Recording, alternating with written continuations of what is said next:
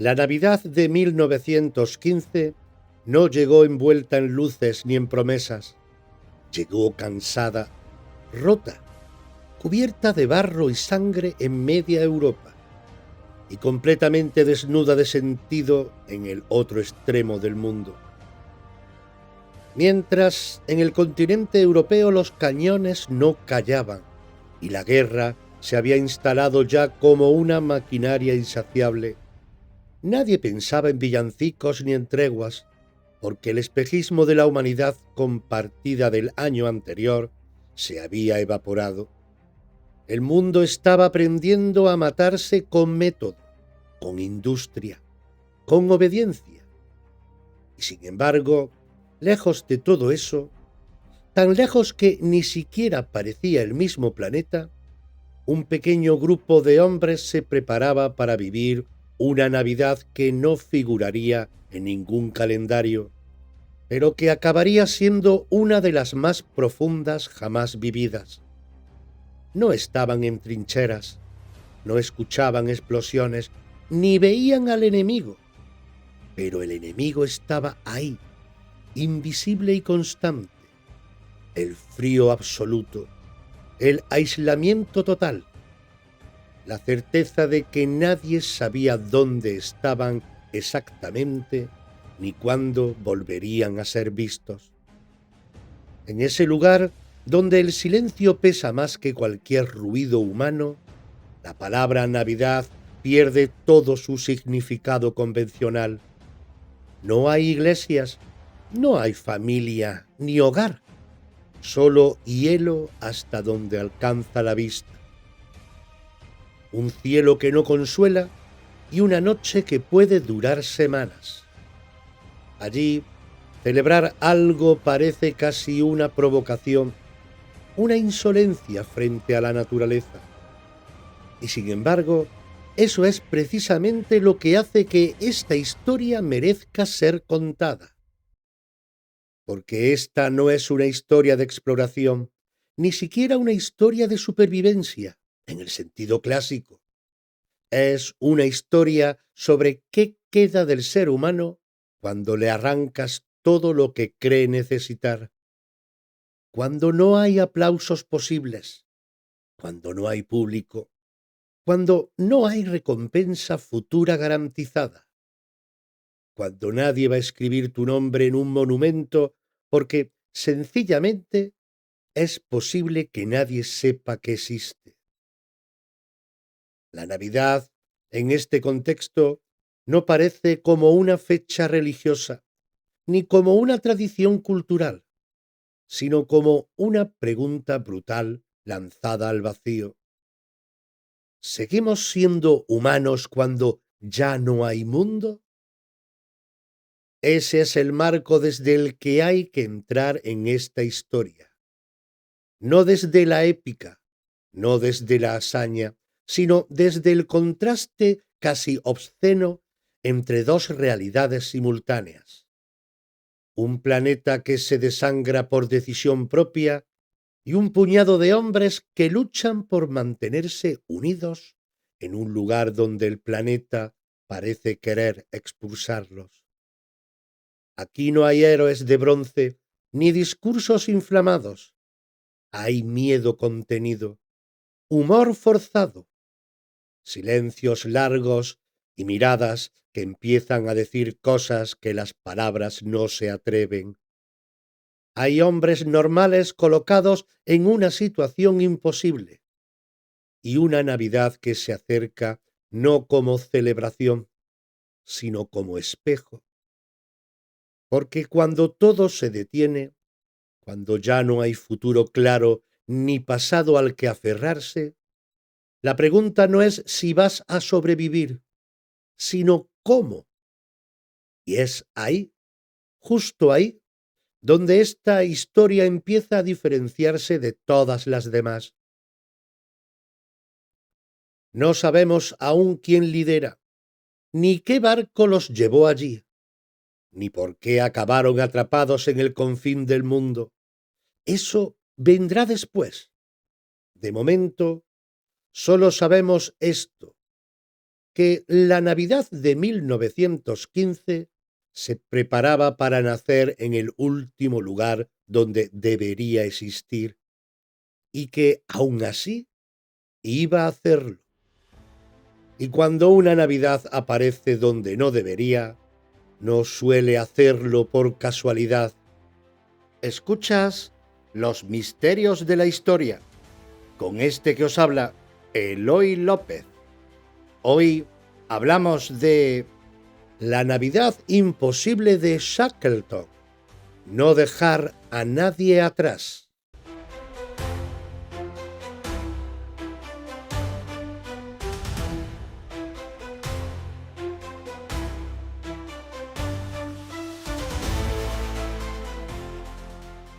El sueño de cruzar la Antártida. Antes del hielo, antes del silencio, incluso antes del miedo, hubo un sueño enorme, casi desproporcionado, nacido en una época en la que el mundo aún creía que quedaban fronteras por conquistar y hazañas por firmar con tinta eterna. Cruzar la Antártida de costa a costa, atravesar el último gran vacío del planeta. No era solo una proeza geográfica, era un desafío al límite mismo de lo humano. Ese sueño llevaba nombre y carácter. Ernest Shackleton no era un científico meticuloso, ni un militar de reglamento, era otra cosa. Un hombre de impulso, de carisma, de intuición casi temeraria.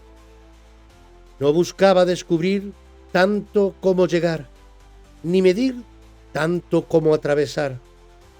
Donde otros calculaban, él imaginaba. Donde otros dudaban, él convocaba. La expedición imperial transantártica nació así, más desde la voluntad que desde la prudencia. El plan era sencillo en el papel y suicida en la realidad. Desembarcar en un lado del continente, cruzarlo a pie y salir por el otro. Un trazo recto sobre un mapa que ignoraba tormentas, grietas, temperaturas imposibles y una noche que podía tragarse a los hombres durante meses. El barco elegido, el Endurance, no era un capricho poético. El nombre lo decía todo. Resistencia, aguante, persistencia. Y esa palabra, sin que nadie lo supiera todavía, acabaría definiendo no el éxito de la expedición, sino su fracaso más luminoso. Porque el sueño de Shackleton no estaba pensado para fallar. Él no salió hacia el sur con la idea de regresar igual, sino con la certeza íntima de que estaba llamado a hacer historia. Reunió a sus hombres de una forma casi legendaria, sin promesas claras y con más fe que garantías, y aún así acudieron. Porque no se alistaron en una misión, se unieron a una aventura humana. Sabían que no era fácil, pero ninguno imaginaba hasta qué punto el sueño iba a volverse contra ellos. Cuando zarparon, Europa ya estaba en guerra. El mundo se deshacía por dentro, pero ellos avanzaban hacia el blanco absoluto, convencidos de que su desafío pertenecía a otra esfera, lejos del barro y de la sangre. No sabían que el continente helado no distingue entre soñadores y necios, ni entre héroes y hombres corrientes. Aquí es donde empieza la grieta, porque el sueño de cruzar la Antártida no fracasa por mala suerte, ni siquiera por el hielo. Fracasa porque la naturaleza no negocia con los deseos humanos. Y cuando el hielo empiece a cerrarse sobre el Endurance, Shackleton comprenderá algo que cambiará toda la historia. que hay sueños que deben abandonarse para salvar lo único que importa. Pero eso aún no ha ocurrido. De momento, el sueño sigue intacto, brillante, en la mente de un hombre que todavía cree que el mundo puede ser atravesado de un lado a otro con voluntad y coraje. La tragedia aún no ha empezado, aunque el hielo ya los está esperando.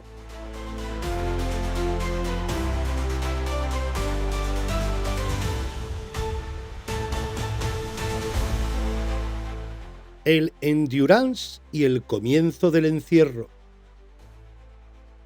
El sueño avanzaba sobre el mar como si nada pudiera detenerlo.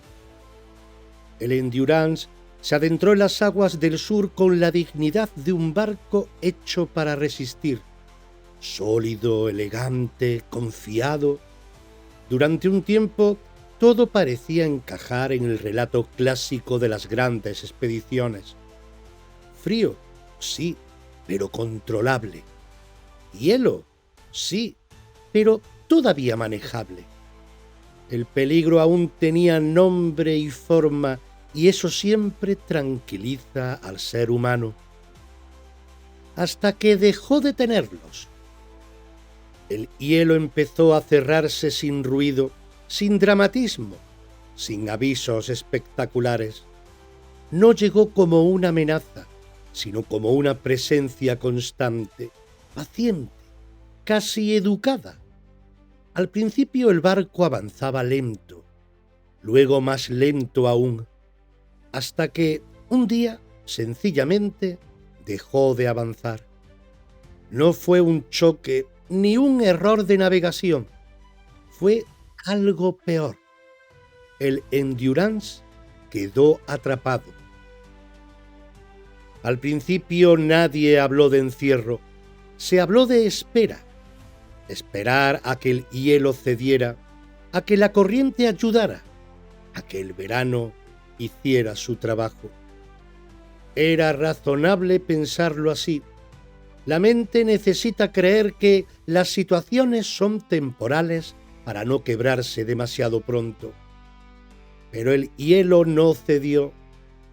Día tras día, el barco quedó inmóvil, aprisionado por una masa viva que crujía, gemía y se movía lentamente alrededor de ellos.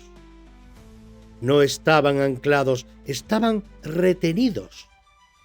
Y ahí empezó a cambiar algo esencial, porque mientras un barco navega hay rumbo.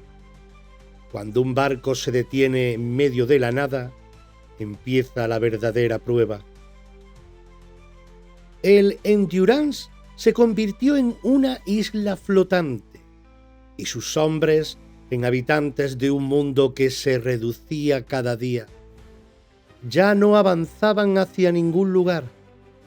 El mundo se movía a su alrededor sin pedirles opinión. El encierro no era físico solamente, era mental. La sensación de estar siendo absorbidos por un paisaje que no reconocía su presencia.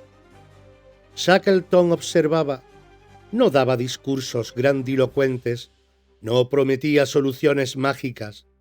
Sabía que el liderazgo, en ese punto, no consistía en vencer al hielo, sino en evitar que el hielo entrara en los hombres. Mantener rutinas, horarios, tareas absurdamente normales en un contexto completamente anormal. El orden como salvavidas invisible. El invierno antártico se acercaba y con él la noche prolongada. Oscuridad durante semanas, temperaturas que borran cualquier referencia conocida. Silencio roto solo por el crujido del hielo, apretando el casco del barco como una mano gigantesca. Cada sonido era un recordatorio de que aquello no era una pausa, sino una transición hacia algo peor. Aquí empieza el verdadero encierro. No porque no puedan salir del barco, sino porque ya no hay salida posible hacia adelante. El sueño de cruzar la Antártida empieza a desdibujarse, no de golpe, sino lentamente, como se apaga una idea que aún no se quiere abandonar. Todavía hay esperanza, sí. Todavía creen que el Endurance aguantará. Todavía confían en que el hielo tarde o temprano los libere. Pero el hielo no entiende de esperanzas y el barco, aunque fuerte, empieza a dar señales de que también tiene un límite. Y cuando un barco empieza a crujir de verdad, no cruje solo la madera, cruje la certeza de que el plan original sigue vivo.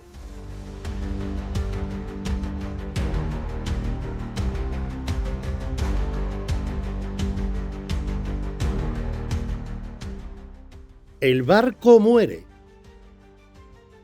La muerte del Endurance no fue un instante, fue un proceso, y eso lo hizo todavía más cruel.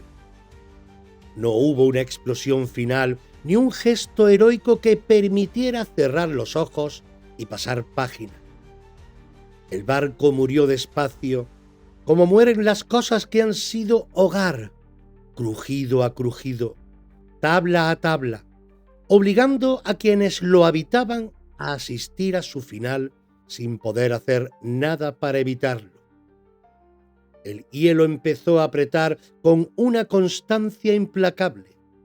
No era un golpe seco, era una presión lenta, casi consciente, que desformaba el casco mientras los hombres escuchaban cómo la madera se quejaba como un animal herido.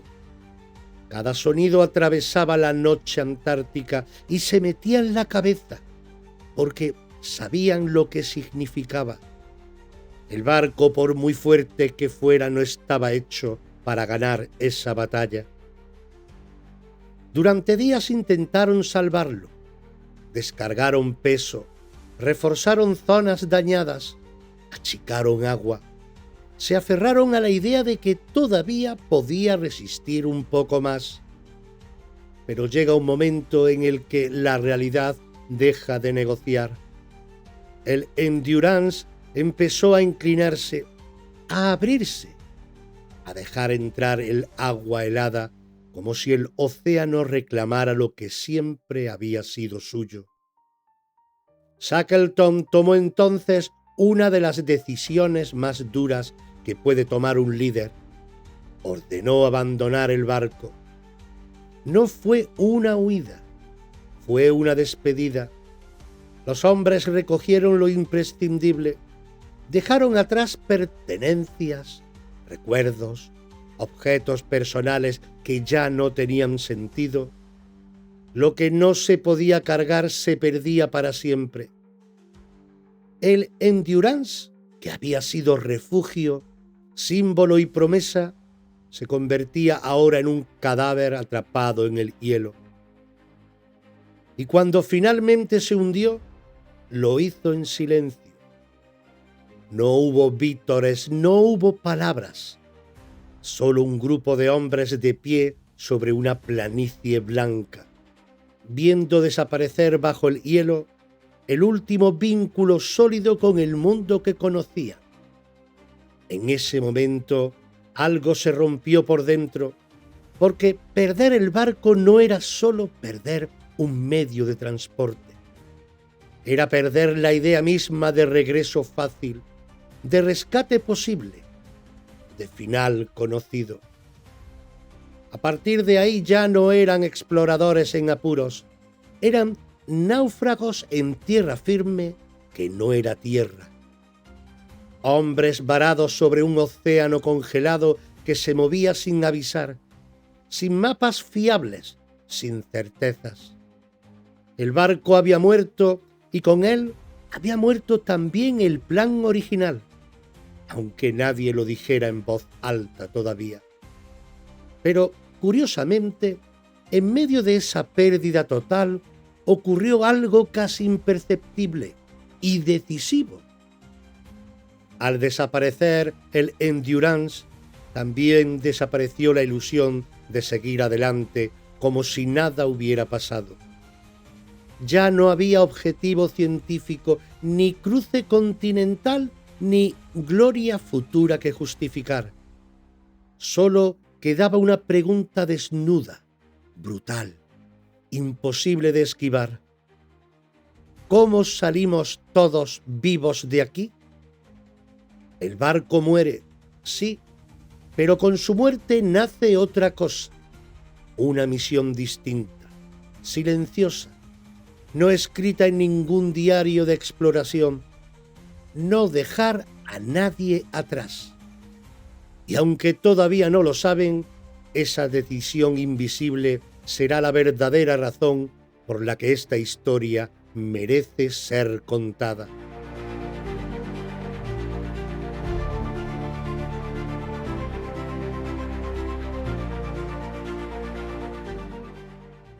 Vivir en lo imposible. Cuando el Endurance desapareció bajo el hielo, no llegó el caos. Llegó algo mucho más inquietante. La normalidad forzada. No había gritos ni escenas de pánico porque el miedo, cuando es absoluto, se vuelve silencioso. Los hombres quedaron de pie sobre una superficie que no era tierra ni mar, una planicie blanca que crujía y se desplazaba lentamente sin pedir permiso, como si el suelo mismo no aceptara su presencia. Ahí empezó lo imposible: vivir sin refugio real, sin rumbo, sin calendario fiable, sabiendo que el lugar donde dormías esa noche podía no existir a la mañana siguiente. El hielo se abría, se cerraba, se movía. No era un suelo estable, era un organismo vivo. Y aún así, había que habitarlo. Shackleton entendió algo esencial desde el primer día. Si permitía que aquel lugar se convirtiera solo en un escenario de supervivencia, los perdería por dentro antes de perderlos físicamente. Así que hizo algo que, visto desde fuera, puede parecer absurdo. Impuso rutina, horarios para levantarse, tareas diarias, comidas compartidas, incluso momentos de ocio. No porque fueran necesarios, sino porque eran humanos.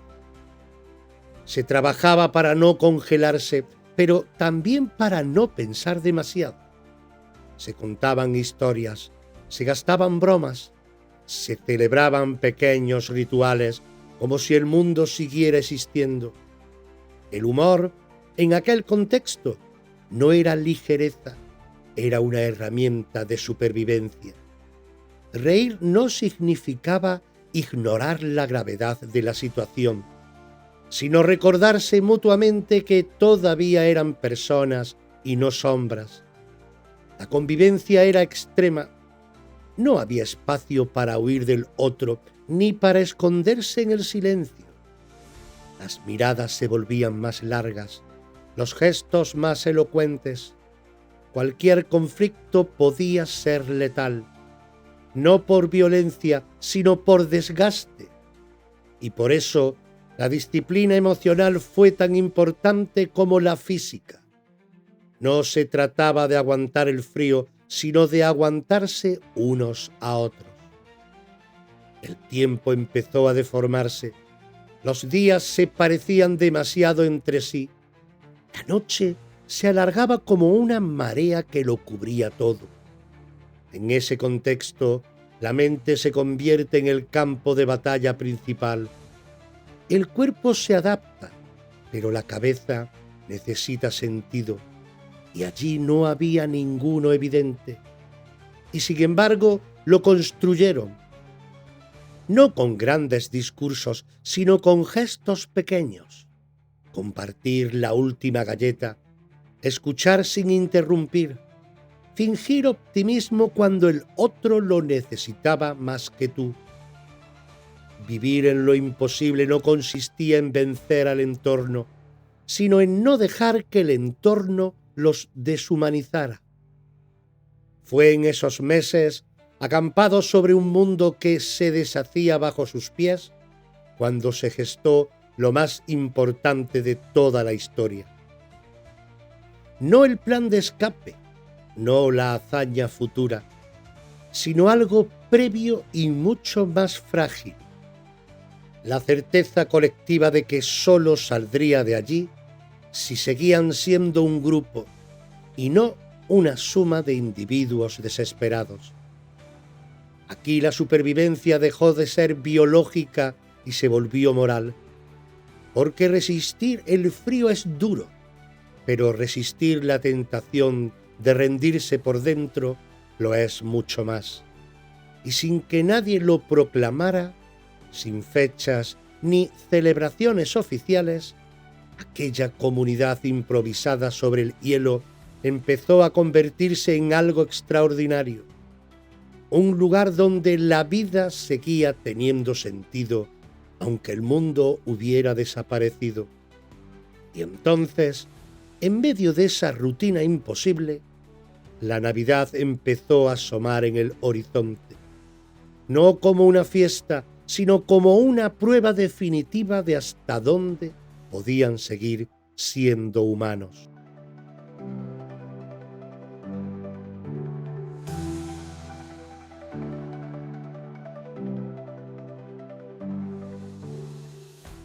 La Navidad de 1915. La Navidad llegó sin avisar, como llegan las cosas verdaderamente importantes, cuando nadie las espera. No hubo campanas ni calendarios claros que la anunciaran, porque en aquel lugar el tiempo se había vuelto extraño, casi irrelevante.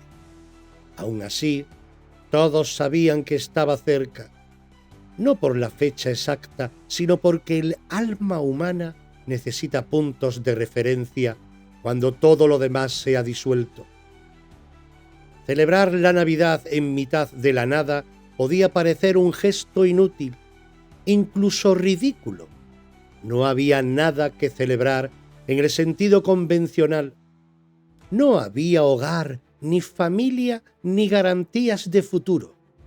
Y sin embargo, precisamente por eso decidieron hacerlo, no como una fiesta, sino como una afirmación silenciosa. Seguimos aquí, seguimos siendo personas, seguimos juntos. No fue una celebración abundante, fue medida al milímetro. Algo de comida reservada con cuidado durante semanas, pequeñas concesiones al cuerpo para aliviar el espíritu, un trozo un poco mayor de lo habitual, una bebida compartida con más lentitud, como si cada sorbo tuviera que durar. No era el acto de comer, lo importante era comer juntos. Hubo canciones, cantadas con voces gastadas por el frío y la intemperie, no para entretenerse, sino para llenar el silencio, ese silencio inmenso que podía tragarse a cualquiera si se descuidaba. Las canciones no hablaban del hielo ni del miedo, hablaban de lugares que ya no estaban allí, de vidas que parecían pertenecer a otra existencia, y al cantarlas, por un momento, esos lugares volvieron a existir. También hubo palabras, lecturas sencillas, recuerdos compartidos, pensamientos que normalmente no se dirían en voz alta, pero que esa noche encontraron espacio. Nadie habló de heroísmo ni de hazañas futuras. Nadie prometió que todo saldría bien. Aquella Navidad no fue un ejercicio de optimismo, fue un ejercicio de honestidad emocional. Lo más importante no fue lo que hicieron, sino lo que evitaron hacer. Evitaron lamentarse, evitaron preguntarse por qué estaban allí. Evitaron imaginar escenarios que solo conducían al desaliento. Entendieron, quizás sin formularlo, que la Navidad no era un paréntesis feliz dentro de la tragedia, sino un ancla para no perderse en ella. Esa noche no celebraron una fecha religiosa, ni una tradición cultural. Celebraron algo más primario y más antiguo, la decisión consciente de cuidarse unos a otros, de no romper el grupo, de no permitir que el miedo individual se impusiera al vínculo colectivo. Y en ese gesto mínimo, casi invisible desde fuera, ocurrió algo extraordinario. Porque mientras el mundo civilizado celebraba la Navidad entre paredes y certezas, ellos la celebraban sin nada, demostrando que el espíritu humano no necesita decorado para manifestarse, solo necesita presencia. Esa Navidad no cambió su situación material. Al día siguiente seguían sobre el hielo, seguían perdidos, seguían sin saber cómo saldrían de allí. Pero algo sí cambió. El grupo salió de esa noche más unido, más consciente de sí mismo, más preparado para lo que vendría después. La Navidad de 1915 no fue el final del sufrimiento, fue el punto de inflexión silencioso. A partir de ahí, Shackleton ya no lideraba solo una expedición en apuros, lideraba una comunidad que había decidido, sin afirmarlo ni proclamarlo, que la vida de cada uno valía exactamente lo mismo que la de todos. Y cuando esa idea se instala de verdad, ya no hay vuelta atrás, porque el siguiente paso no era celebrar, sino elegir. Elegir qué se abandona y qué no se abandona jamás.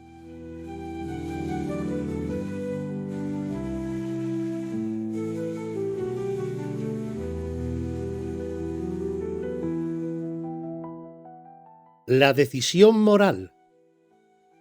Hay un momento en toda historia límite en el que ya no sirven los mapas ni los planes, porque lo que está en juego no es el éxito, sino la dignidad.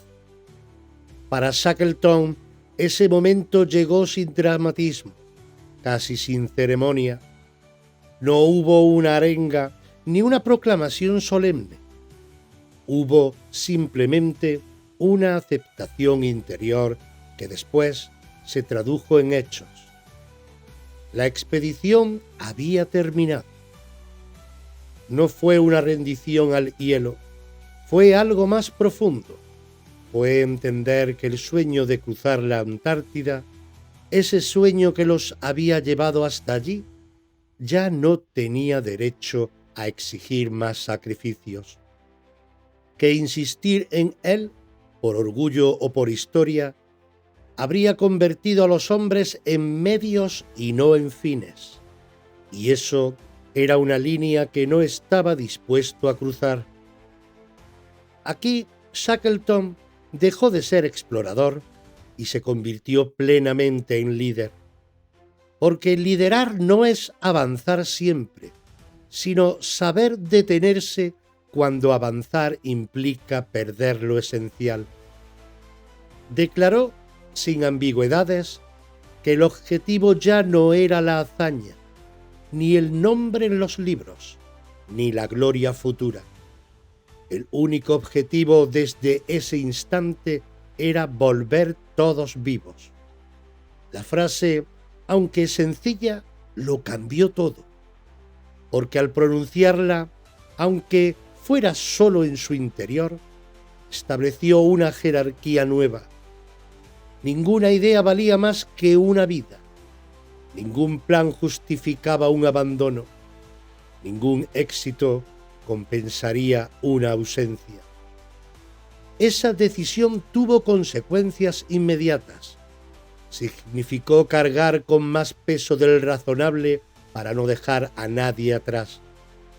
Significó escuchar más, intervenir menos, cuidar los silencios y las tensiones como si fueran grietas en el hielo. Significó, sobre todo, asumir que cada error propio podía costar la vida de otro. A partir de ahí, Shackleton empezó a liderar desde lo invisible. Observaba quién estaba más cansado, quién empezaba a retraerse, quién reía demasiado fuerte para ocultar el miedo. Redistribuía tareas no por eficiencia, sino por equilibrio emocional. Protegía a los más frágiles sin humillarlos, corregía sin aplastar, mantenía la autoridad sin imponerla. La decisión moral no fue solo suya, se contagió. Los hombres empezaron a mirarse de otra forma, ya no como compañeros circunstanciales de una aventura fallida, sino como piezas irreemplazables de un todo. Nadie era prescindible, nadie sobraba, y eso, en un contexto de escasez extrema, es una revolución silenciosa. Desde fuera, alguien podía pensar que en ese momento la historia pierde épica, que renunciar al objetivo es fracasar, pero es justo lo contrario, porque es aquí donde la historia se eleva por encima de la exploración y entra en el terreno de lo humano esencial. Aquí no se trata de conquistar un continente, sino de no permitir que el continente conquiste lo que son. A partir de esta decisión, todo lo que vendrá será consecuencia directa de ella. El viaje imposible, la espera desesperada, los rescates repetidos, la negativa obstinada a aceptar una sola pérdida. Nada de eso tendría sentido sin este punto de inflexión. El sueño murió aquí, sí, pero lo hizo para dejar espacio a algo más grande, más incómodo y mucho más difícil de sostener. La responsabilidad absoluta por el otro.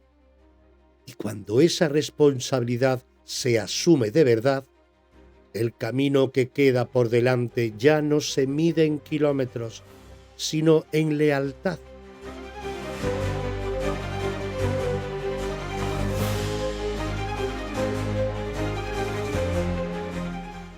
El viaje hacia ninguna parte. La decisión ya estaba tomada, pero aún no existía un camino claro, solo una intuición incómoda. Quedarse sobre el hielo era morir lentamente.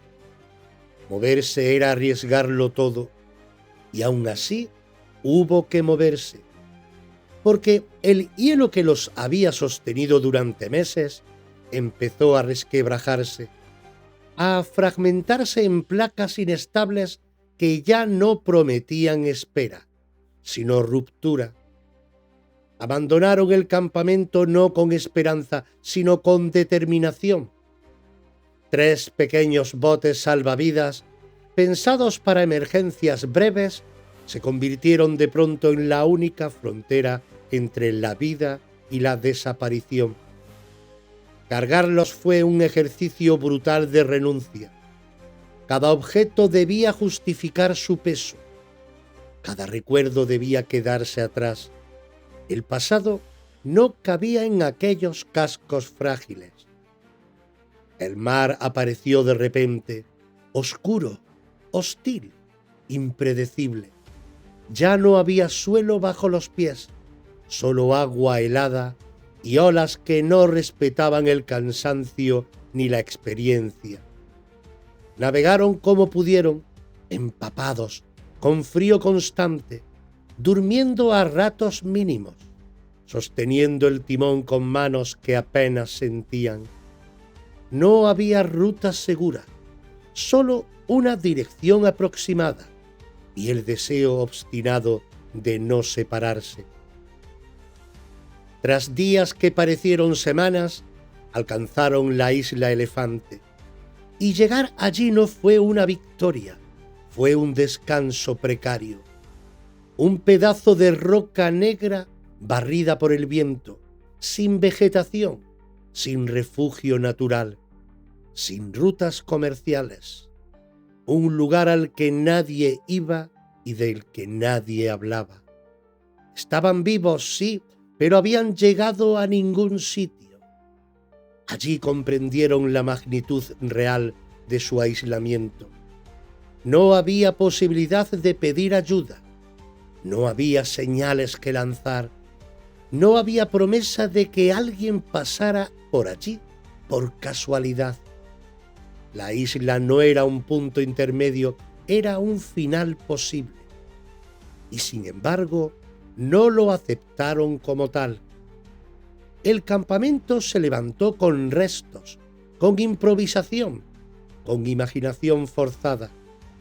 Dormían apretados, compartiendo calor y silencios. El miedo empezaba a adoptar formas nuevas. No el miedo inmediato a morir, sino el miedo lento a ser olvidados, a convertirse en una nota a pie de página que nadie leería. Fue entonces cuando se hizo evidente lo impensable. Si se quedaban allí, morirían todos. Si alguien iba a buscar ayuda, tenía que ser ahora, y tenía que ser un gesto extremo. No una exploración, no una tentativa cómoda, sino una apuesta total. El viaje hacia ninguna parte había terminado para la mayoría, pero para unos pocos estaba a punto de transformarse en algo aún más terrible. Un viaje hacia lo imposible, porque salir de la isla Elefante no significaba alejarse del peligro, sino concentrarlo todo en una sola travesía, sabiendo que si fallaba, los que quedaban atrás no tendrían segunda oportunidad. Aquí la decisión moral vuelve a apretar. ¿Quién se queda? ¿Quién va? ¿Quién asume el peso de representar a todos sabiendo que el error no será solo propio? Nadie quería marcharse dejando a los demás. Nadie quería quedarse viendo partir a los únicos que podían salvarlos. Pero alguien tenía que hacerlo. Y ese alguien no iba a ir a buscar gloria, ni rescate rápido, ni reconocimiento. Iba a ir a buscar una posibilidad mínima, casi absurda, de que aquella comunidad improvisada sobre una roca olvidada tuviera un futuro. El viaje hacia ninguna parte había dejado claro algo esencial. Ya no bastaba con resistir. Ahora había que arriesgarlo todo por los demás.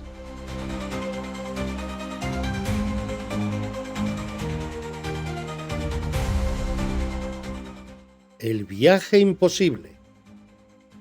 No hubo dramatismo innecesario en la partida, porque cuando el riesgo es absoluto, no queda espacio para el teatro. Solo 6 hombres subieron a aquel pequeño bote, conscientes de que lo que estaban a punto de hacer no tenía precedentes razonables. El mar que se extendía ante ellos no era una ruta, era una advertencia.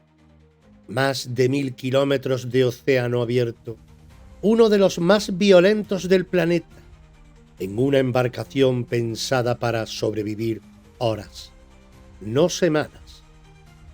El bote se llamaba James Caird, y desde el primer momento quedó claro que no iba a perdonar errores. Las olas no golpeaban, caían encima como muros líquidos, empapándolo todo, borrando cualquier noción de sequedad o descanso. El frío no daba tregua. Dormir era una concesión breve, casi peligrosa. Comer un trámite rápido antes de que el cuerpo volviera a temblar. No navegaban con precisión, navegaban con fe práctica. El cielo se abría a ratos lo justo para permitir una medición, una corrección mínima del rumbo. Bastaba un pequeño desvío para desaparecer para siempre. Allí no había margen. El mar no admitía segundos intentos. La convivencia dentro del bote fue una prueba en sí misma. Espacio inexistente, cuerpos agotados, ropa siempre mojada, pensamientos que amenazaban con desbordarse. Cada hombre tenía que vigilar no solo el timón o las velas, sino su propia mente. El cansancio extremo vuelve traicionero al pensamiento y cualquier rendija podía abrir la puerta a la desesperación. El líder no dormía del todo, observaba, escuchaba, intervenía cuando hacía falta y callaba cuando el silencio protegía más que las palabras. Sabía que mantener la cohesión era tan vital como mantener el rumbo. Si uno se quebraba, todos caerían con él. Durante días, el océano no ofreció nada que pudiera llamarse esperanza. Solo agua, viento y una sensación constante de fragilidad. Había momentos en los que el bote parecía una broma cruel, un objeto diminuto perdido en una inmensidad que no registraba su existencia. Y aún así siguieron, no porque creyeran que el éxito estaba garantizado, sino porque el fracaso significaba algo inaceptable, la muerte segura de los que habían quedado atrás. Ese pensamiento duro y constante fue el verdadero motor del viaje. No navegaban para salvarse a sí mismos, navegaban para no fallar a los otros. Cuando por fin apareció tierra en el horizonte, no fue alivio inmediato. Llegaron al lado equivocado, a una costa salvaje y abrupta donde nadie los esperaba. El mar los había dejado vivos, pero no los había llevado al destino correcto. Y aún así estaban allí, respirando, de pie. El viaje imposible había logrado lo que parecía absurdo. Habían sobrevivido, pero la travesía no había terminado. De hecho, acababa de transformarse, porque ahora quedaba otra prueba, distinta y no menos peligrosa. Cruzar a pie un territorio jamás recorrido, sin mapas, sin descanso, con el cuerpo al límite. El mar había sido superado, pero la misión seguía intacta, y la promesa hecha silenciosamente en aquella Navidad sin mundo seguía pesando más que cualquier cansancio.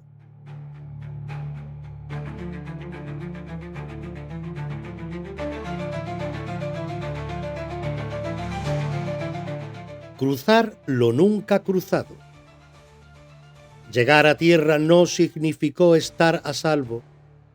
La costa donde desembarcaron no era un puerto ni un refugio, era un muro. Montañas abruptas, glaciares que caían a pico, valles cerrados por nieve perpetua. Estaban vivos, sí, pero atrapados en el lado equivocado de la isla. El mar que habían vencido no les permitía bordearla, y regresar era impensable. Solo quedaba una opción que nadie había elegido antes: cruzar el interior. Aquello no figuraba en ningún plan.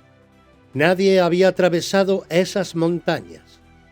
No existían mapas fiables ni rutas conocidas. Lo que tenían era intuición, resistencia y una urgencia que no admitía demora. Detrás, en la isla Elefante, 22 hombres esperaban sin saber si aquella travesía era posible o solo una forma lenta de desaparecer. Partieron 3 Dejaron atrás a los otros 3 del bote, demasiado exhaustos para continuar. El grupo se redujo al mínimo, porque cada cuerpo extra era un riesgo. No llevaban tiendas, ni sacos adecuados, ni equipo de montaña. Llevaban lo puesto y la determinación de no detenerse. La travesía fue una sucesión de decisiones tomadas al límite. Subidas interminables, descensos a ciegas, grietas ocultas bajo la nieve. Dormían lo justo, a veces solo minutos, porque parar demasiado tiempo podía significar no volver a levantarse. El frío ya no era solo físico, era una presencia constante que entumecía el pensamiento. Avanzaban sin saber qué había al otro lado de cada cresta. No buscaban comodidad, buscaban continuidad. Cada paso era una apuesta, cada error definitivo, y aún así siguieron. En algún punto el agotamiento fue tal que la noción del tiempo desapareció por completo. No sabían cuántas horas llevaban caminando ni cuántas les quedaban. Solo sabía que detenerse era perder. El cuerpo se mueve cuando la mente ya no puede hacerlo sola, empujado por algo más profundo que la voluntad. Y entonces, cuando ya no esperaban nada, apareció la señal más simple y conmovedora de todas. Sonido humano. Una estación ballenera. Un vestigio de mundo. Voces, humo, presencia. No gritos de auxilio ni celebraciones, solo el impacto silencioso de haber llegado. Los hombres que los vieron aparecer apenas podían creerlo. No parecían exploradores ni marinos, parecían espectros. Barbas largas, ropa destrozada, ojos hundidos. Pero estaban allí. Habían cruzado lo que no debía cruzarse. Ese momento no fue de triunfo personal. No hubo abrazos largos ni lágrimas públicas. Hubo una comprensión inmediata y compartida. Todavía faltaban los otros. La travesía no había terminado. Había cumplido su función. Nada más. Porque llegar al mundo no significaba volver a la vida mientras quedara alguien esperando en la nada. Cruzaron montañas sin nombre, sin historia, sin testigos. Y lo hicieron no para ser recordados, sino para cumplir una promesa silenciosa, la de no dejar a nadie atrás, aunque el camino exigiera atravesar lo imposible sin garantías.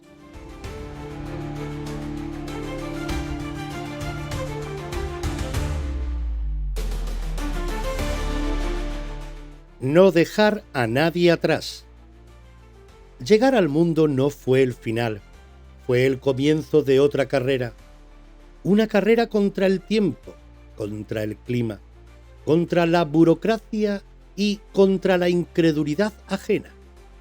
Porque una cosa era aparecer como fantasmas en una estación ballenera y otra muy distinta convencer a otros de que en una roca perdida del sur 22 hombres seguían vivos esperando que alguien cumpliera una promesa. Shackleton no se permitió descanso. El cuerpo pedía pausa, pero la responsabilidad no entendía de reposos. Cada día que pasaba era un día más de desgaste para los que habían quedado atrás. El hielo, el frío, la humedad constante, todo seguía allí, implacable. Así que empezó a intentarlo, una vez y otra más. Los primeros intentos de rescate fracasaron. El hielo cerraba el paso como si tuviera voluntad propia. Los barcos se detenían, retrocedían, renunciaban. Cualquier otro habría aceptado el límite. habría dejado que la imposibilidad dictara sentencia. Pero aquí la imposibilidad no era una respuesta válida, no cuando había nombres concretos esperando, no cuando cada rostro tenía historia, voz y lugar en el grupo. Hubo momentos en los que el mundo pareció conspirar para que la promesa se rompiera. Retrasos, negativas, condiciones imposibles. Y aún así, Shackleton insistió, no con rabia, sino con una obstinación serena que desarmaba a quienes lo escuchaban. No pedía heroicidades, pedía medios. No hablaba de gloria, hablaba de volver a buscar a los suyos. Finalmente, el intento que debía ser el último se abrió paso entre el hielo. No había garantías, solo una ventana mínima y un compromiso absoluto. Cuando el barco apareció frente a la isla Elefante, los hombres que esperaban no sabían si era real o una ilusión nacida del cansancio. Habían aprendido a no confiar demasiado en la esperanza, pero era real. El momento del reencuentro no fue ruidoso, no hubo euforia desbordada ni celebraciones teatrales. Hubo algo más profundo, alivio contenido, miradas que se reconocen, una calma extraña después de meses sosteniéndose en tensión. Y entonces ocurrió lo impensable, incluso para quienes conocían la historia. No faltaba nadie. 28 hombres habían salido hacia la Antártida.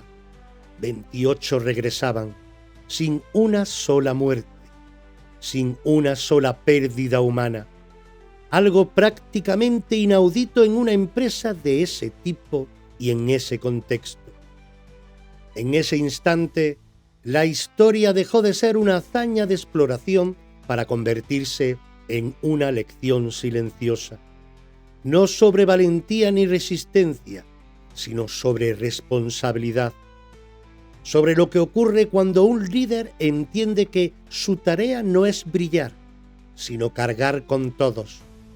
Sobre lo que pasa cuando un grupo decide que ninguna vida es prescindible, incluso cuando el mundo entero parece demostrar lo contrario.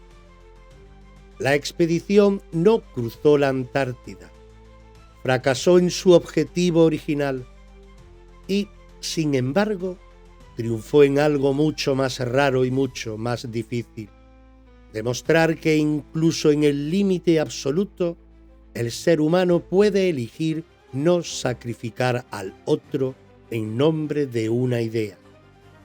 Aquí se acaba el relato de los hechos y comienza lo verdaderamente importante, porque lo que ocurrió después, el regreso, la normalidad aparente, el silencio posterior, importa menos que esta certeza: la promesa fue cumplida.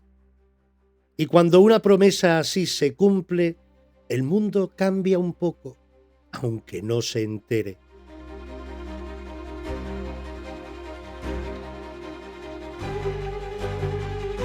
Cuando todo termina, cuando los hombres vuelven a pronunciarse en lugares habitados y el mundo recupera su ruido habitual, esta historia podría cerrarse con una cifra: 28 hombres regresaron vivos.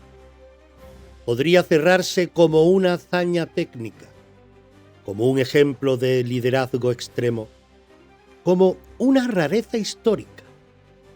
Pero si se cierra ahí, se pierde lo esencial. Porque lo verdaderamente extraordinario no es que sobrevivieran, es cómo lo hicieron.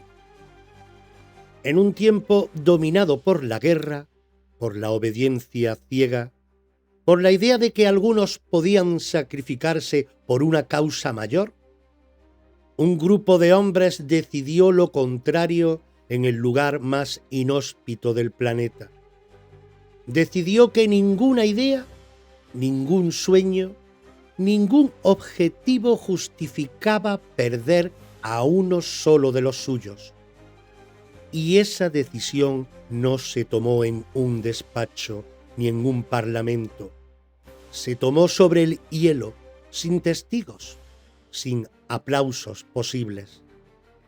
La Navidad de esta historia no está en una fecha concreta, ni en un ritual reconocible. Está en el gesto repetido de compartir lo poco, en la renuncia consciente a la gloria, en el regreso obstinado una y otra vez para buscar a quienes seguían esperando. Está en entender que el otro no es un medio para llegar a nada, sino el sentido mismo del camino. Por eso, esta Navidad es tan poderosa, porque no necesita símbolos externos, no necesita fe declarada ni tradición heredada. Es una Navidad desnuda, reducida a su núcleo más primitivo. Cuidar del otro cuando no hay nada que ganar. Mientras el mundo se desangraba por decisiones tomadas lejos del barro y del frío, estos hombres demostraron que incluso en la derrota aparente puede haber una victoria profunda. No cruzaron la Antártida, es cierto, pero cruzaron algo mucho más difícil, la tentación de abandonar, de justificar pérdidas, de aceptar que no se puede hacer más, y no lo hicieron. Quizá por eso esta historia resuena tanto cuando se cuenta en Navidad, porque nos recuerda que el espíritu humano no aparece cuando todo va bien, sino cuando todo se derrumba, que la verdadera celebración no consiste en lo que acumulamos, sino en a quién no dejamos atrás. Y tal vez, solo tal vez, esa sea la pregunta que queda flotando al final de este programa, sin necesidad de respuesta inmediata.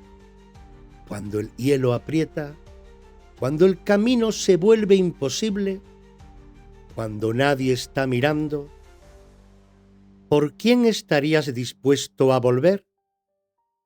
Ahí, exactamente ahí, empieza la Navidad de verdad.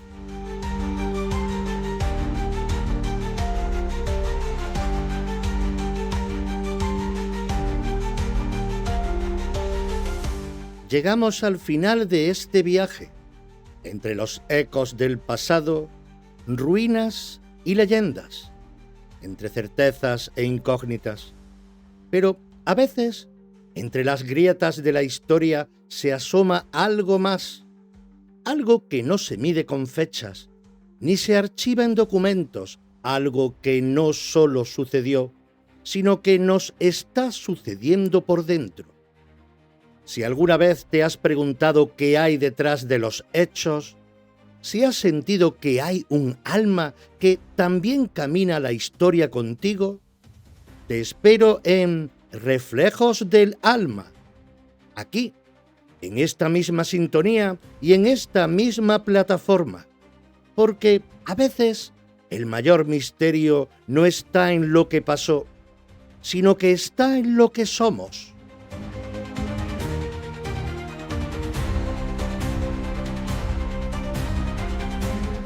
Si deseas acompañarnos también desde Podimo, tienes 30 días gratis con mi enlace. Cada escucha en Podimo ayuda a mantener vivos los proyectos de ACRA. Lo encontrarás al final de la descripción.